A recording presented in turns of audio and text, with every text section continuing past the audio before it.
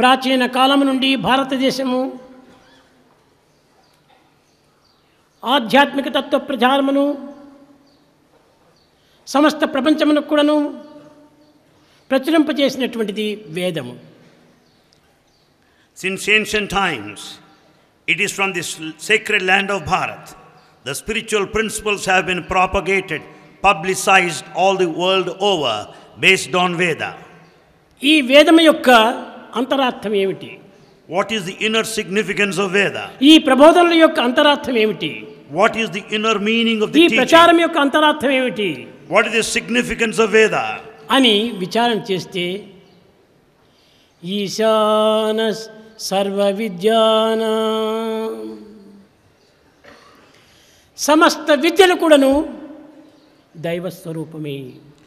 On inquiry we will understand that all forms of knowledge Eshwara are divine. సర్వభూతానాం, God dwells in ప్రతి all ప్రాణి యందు, creatures. ప్రతి ఆకారమునందు, ప్రతి జీవి యందు ఉన్నది దైవత్వమే. In every form, in every living creature, there exists the divinity.